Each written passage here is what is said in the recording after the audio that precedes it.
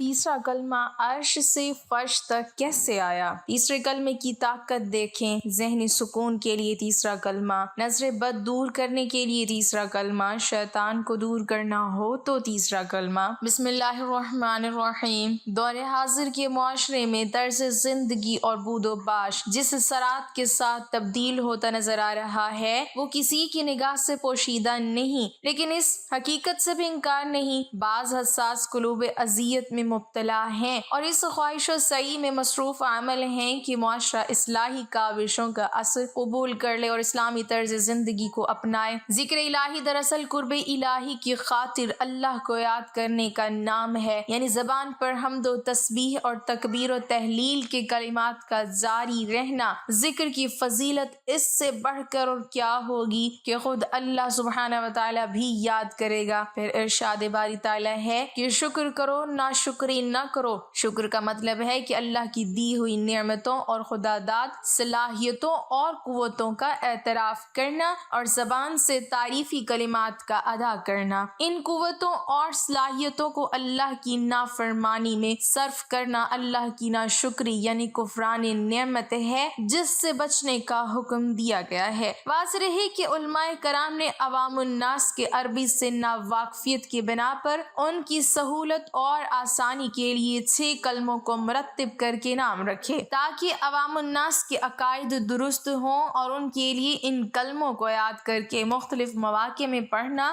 آسان ہو۔ البتہ یہ 6 کلمے مروجہ عوام میں مشہور ترتیب اور ناموں کے ساتھ قرآن و حدیث سے ایسے باقاعدہ ثابت نہیں ہیں، تاہم ان میں سے کچھ کے الفاظ احادیث مبارکہ میں مکمل طور پر موجود ہیں، جبکہ 5ویں اور 6 کلمے کے الفاظ مختلف احادیث میں متفرق طور پر موجود ہیں اور ان کے الفاظ کو احادیث مبارکہ میں ذکر کی گئی مختلف دعاؤں سے لیا گیا ہے۔ اس بنا پر ہر کلمہ دوسرے کلمے سے الفاظ کے اعتبار سے مختلف ہے، لیکن ہر ایک کلمے کی دوسرے کلمے کے ساتھ ایک مناسبت ہے۔ پہلے اور دوسرے کلمے میں اللہ تعالیٰ کی بندگی کا اقرار اور اس کی گواہی دینا ہے جو کہ عین ایمان ہے۔ تیسرے کلمے میں اللہ تعالیٰ کی بزرگی اور اس کی حمد کا بیان کرنا ہے۔ چوتھے کلمے میں اللہ تعالیٰ کی توحید اور وحدانیت کا اقرار ہے۔ 5ویں کلمے میں اللہ تعالیٰ سے اپنے گناہوں پر استغفار ہے جس کی پابندی انسان کو عمر بھر ضروری ہے، کیونکہ انبیاء کرام علیہم السلام کے علاوہ کوئی بھی انسان گناہوں سے معصوم نہیں۔ جبکہ 6 کلمے میں کفر سے برات کا اعلان ہے، کیونکہ اقرار ایمان کے ساتھ انکار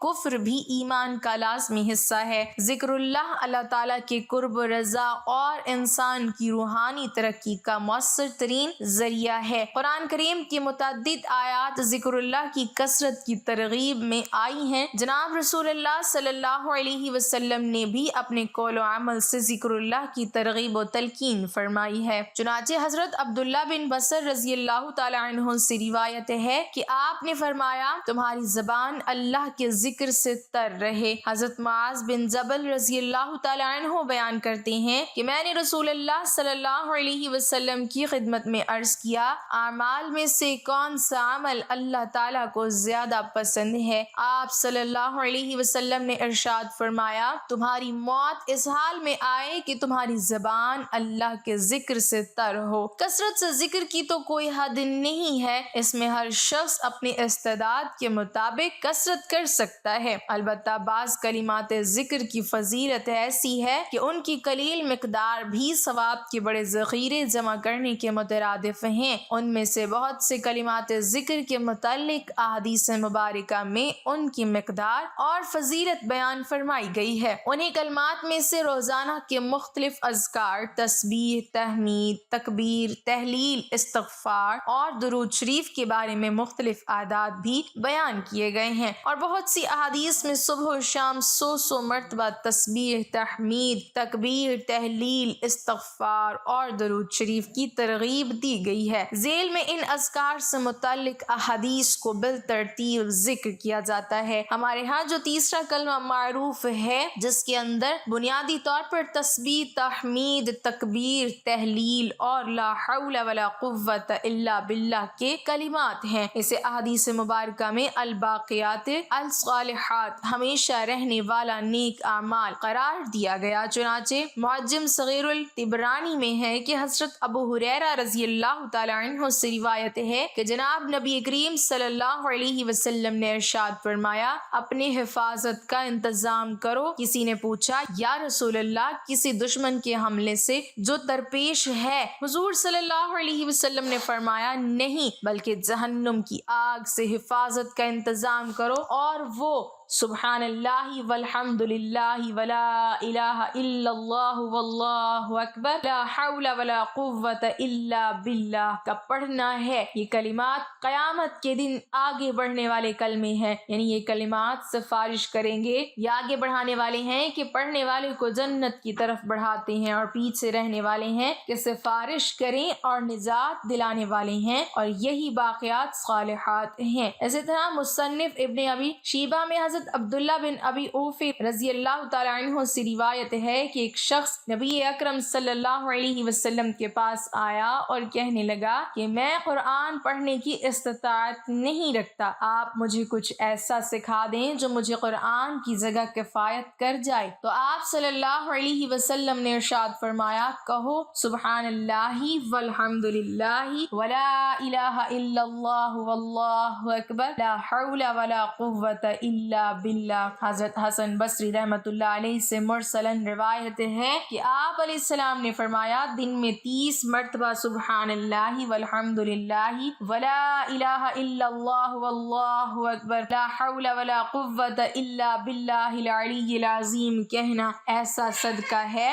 صدقہ ہے جو آسمان اور زمین کے درمیان کو بھر دیتا ہے۔ مذکورہ بالا احادیث میں جو کلمات مذکور ہیں بنیادی طور پر یہ کلمات تسبیح سبحان اللہ، تحمید الحمدللہ، تکبیر اللہ اکبر، تہلیل لا الہ الا اللہ پر مشتمل ہیں۔ ان میں سے ہر ایک کے متعلق احادیث مبارکہ میں صبح و شام 100 مرتبہ پڑھنے کی ترغیب اور فضیلت بیان کی گئی ہے، اور لا حول ولا قوت الا باللہ العلی العظیم کو جنت کا خزانہ قرار دے کر اس کے ذکر کی کثرت کی بھی احادیث میں ترغیب آئی ہے، جو کہ حسب ذیل ہیں۔ حضرت عبداللہ بن عمرو بن العاص رضی اللہ تعالی عنہما سے مروی ہے کہ جناب نبی کریم صلی اللہ علیہ وسلم نے ارشاد فرمایا جو شخص 100 مرتبہ صبح اور 100 مرتبہ شام کو سبحان اللہ کہے وہ 100 حج کرنے والے کی مانند ہے۔ جو آدمی صبح و شام 100 مرتبہ الحمدللہ کہے وہ اس شخص کی طرح ہے جس نے اللہ تعالیٰ کے راستے میں 100 مجاہدوں کو گھوڑوں پر سوار کیا، یعنی انہیں سواری دی، یا فرمایا وہ 100 غزوات لڑنے والے غازی کی طرح ہے۔ جو شخص صبح و شام 100 مرتبہ لا الہ الا اللہ کہے وہ اس آدمی کی طرح ہے جس نے حضرت اسماعیل علیہ السلام کی اولاد سے 100 غلام آزاد کیے، اور جس نے صبح و شام 100 مرتبہ اللہ اکبر کہا تو اس دن اس سے اچھا عمل کسی نے نہیں کیا۔ البتہ وہ شخص جو یہ کلمات اسی طرح کہے یا اس سے زائد بار کہے۔ حضرت ابو موسیٰ اشعری رضی اللہ تعالی عنہ سے روایت ہے کہ جناب نبی کریم صلی اللہ علیہ وسلم نے مجھ سے فرمایا کیا آپ کو ایک ایسا کلمہ نہ بتاؤں جو جنت کے خزانوں میں سے ایک خزانہ ہے؟ میں نے عرض کیا یا رسول اللہ صلی اللہ علیہ وسلم ضرور بتائیں۔ آپ نے فرمایا وہ کلمہ لا حول ولا قوت الا باللہ ہے۔ حضرت ابو ہریرہ رضی اللہ تعالی عنہ سے روایت ہے کہ جناب نبی کریم صلی اللہ علیہ وسلم نے فرمایا لا حول ولا قوت الا باللہ کثرت سے پڑھا کرو، یہ جنت کے خزانوں میں سے ایک خزانہ ہے۔ مذکورہ بالا احادیث مبارکہ سے یہ بات ثابت ہوتی ہے کہ صبح و شام 100 مرتبہ تسبیح، تحمید، تکبیر، تہلیل اور لا حول ولا قوت الا باللہ پڑھا جائے۔ نیز حدیث مبارک میں آئے ہوئے کلمات الباقیات الصالحات سبحان اللہ والحمد للہ ولا الہ الا اللہ واللہ اکبر لا حول ولا قوت الا باللہ میں یہ ساری باتیں موجود ہیں، لہٰذا اگر 100 مرتبہ الباقیات الصالحات کو پڑھ لیا جائے تو مذکورہ بالا احادیث کے مطابق عمل بھی ہو جائے گا اور ان کی فضیلت حاصل ہو جائے گی، اور انہیں کلمات الباقیات الصالحات کو ہمارے برصغیر کے بزرگوں نے تیسرے کلمے کا عنوان دے کر سکھایا ہے۔ چنانچہ بزرگان دین کی طرف سے تیسرے کلمے کی صبح و شام 100 مرتبہ کی تسبیح پڑھنے کی جو ترغیب دی گئی ہے وہ ان مذکورہ مذکورہ بالا احادیث سے مبارکہ سے ماخوذ ہے۔ تیسرے کلمے کے کرشمات: میں سفر کے لیے ٹرین میں چڑھا اور ایک جگہ بیٹھ گیا، وہاں پر کافی لوگ بیٹھے تھے، میں تسبیح نکال کر پڑھنے بیٹھ گیا۔ میں نے کہا میں اصل میں ایک ایسا ذکر کر رہا ہوں جس کے یہ فائدے ہیں، جو اس کو سبحان اللہ 100 دفعہ پڑھ لے اور پڑھنے میں 3-4 منٹ لگتے ہیں، جنت میں اللہ 100 ایسے درخت لگا دے جس کے نیچے عربی نسل کا سفید تیز رفتار گھوڑا 1 مہینہ بھی ایک درخت کے سائے کے نیچے دوڑتا رہے تو درخت کا سایہ ختم نہیں ہوگا، ایسے اللہ 100 درخت لگائے گا۔ میں نے کہا اس کا اگلا فائدہ یہ ہے کہ جو الحمدللہ اس کو پڑھے گا، اللہ تعالیٰ ساری کائنات کو، 7 آسمان 7 زمینیں، ان ساری چیزوں کو جمع کرے تو یہ رائی کے ذرے کے برابر قیامت کے دن جو ترازو پڑا ہوگا جس میں نیکیاں اور بدیاں تولی جائیں گی، اس ترازو میں اگر یہ ذکر رکھ دیا جائے تو وہ ترازو اتنا بڑا ہوگا کہ یہ کائنات رائی کے دانے کے برابر ہوگی۔ میں وہ پڑھ رہا ہوں جس کو 1 دفعہ پڑھیں تو آدھا ترازو بھر جائے، ایسے میں 100 دفعہ پڑھ رہا ہوں، اور 100 دفعہ پڑھنے سے کیسے ترازو ہوں گے۔ سبحان اللہ پڑھنے کا دوسرا فائدہ یہ ہے کہ 100 دفعہ پڑھنے سے زمین و آسمان کا جتنا خالی ہے سارا نیکیوں سے بھر جاتا ہے۔ پھر میں نے اللہ اکبر نہیں بتایا، میں نے کہا میں ایسا وظیفہ پڑھ رہا ہوں جس کو چند منٹ لگتے ہیں لیکن پڑھنے والے کو وہ نور ملتا ہے کہ قیامت کے دن سارا جہان اندھیرے میں ہوگا، اس کے پاس نور ہوگا اور یہ تقسیم کرے گا، اور اس کے پڑھنے والے کو اللہ عرش کا سایہ دے گا، اور سارا جہان دھوپ میں ہوگا،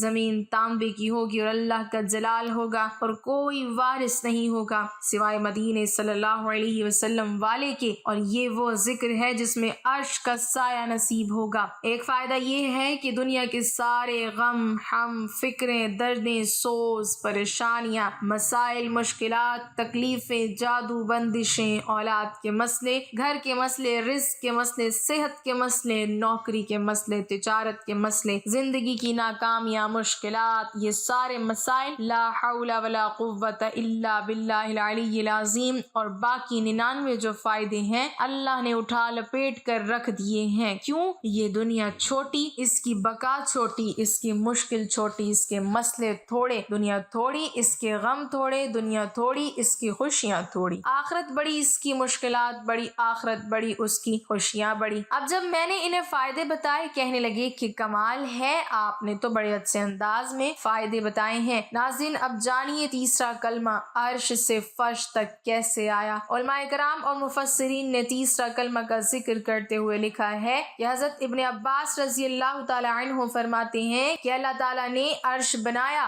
اور فرشتوں کو اسے اٹھانے کا حکم دیا تو فرشتوں کو عرش بہت وزنی محسوس ہوا، اس وقت فرشتوں کو سبحان اللہ پڑھنے کو کہا گیا۔ چنانچہ جب فرشتوں نے سبحان اللہ کا ورد شروع کیا، اس کو پڑھتے ہی عرش اٹھانا آسان ہو گیا، فرشتے برابر اس کلمے کو پڑھتے رہے یہاں تک کہ حضرت آدم علیہ السلام وجود میں آئے اور ان کو چھینک آئی تو حضرت آدم علیہ السلام کو الحمدللہ پڑھنے کا حکم دیا۔ اس کے جواب میں اللہ تعالیٰ نے فرمایا یرحمک اللہ۔ یاد رہے جب فرشتوں نے حضرت آدم علیہ السلام سے یہ کلمہ الحمدللہ سنا تو سبحان اللہ کے ساتھ الحمدللہ بھی پڑھنے لگے۔ پھر حضرت نوح علیہ السلام کا زمانہ آیا تو بت پرستی کے خلاف اللہ تعالیٰ نے حضرت نوح علیہ السلام کو حکم دیا کہ قوم کو لا الہ الا اللہ کی تلقین کریں۔ فرشتوں نے جب حضرت نوح علیہ السلام سے لا الہ الا اللہ کو سنا تو اس کو بھی ملا کر پڑھنا شروع کر دیا۔ یاد رہے اب فرشتوں کے پاس 3 کلمے تھے، سبحان اللہ والحمدللہ ولا الہ الا اللہ۔ فرشتے یہ 3 کلمات کی تسبیح کرتے رہے، وقت گزرتا گیا۔ جب حضرت ابراہیم علیہ السلام کا زمانہ آیا، حضرت ابراہیم علیہ السلام کو حضرت اسماعیل علیہ السلام کی قربانی کا حکم ملا۔ تعمیل کرنے لگے تو جنت سے جبرائیل علیہ السلام دمبا لے کر آئے کہ اسماعیل علیہ السلام کی جگہ اس کو قربان کر دو۔ حضرت ابراہیم علیہ السلام کی زبان سے خوشی سے نکلا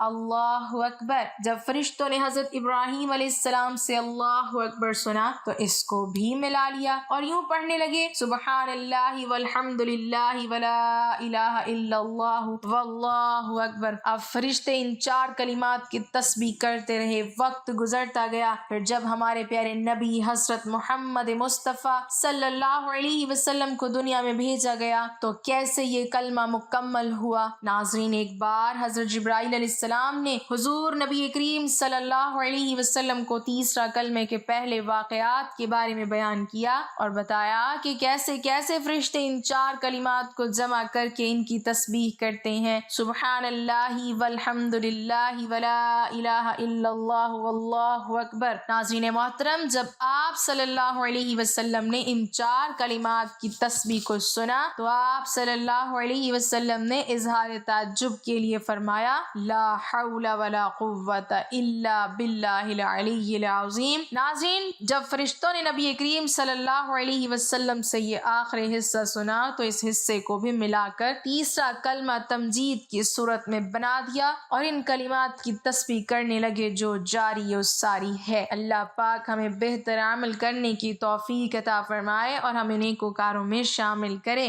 آمین۔ ناظرین، کمنٹ باکس میں اللہ تعالیٰ کے 99 ناموں میں سے ایک نام ضرور ٹائپ کریں۔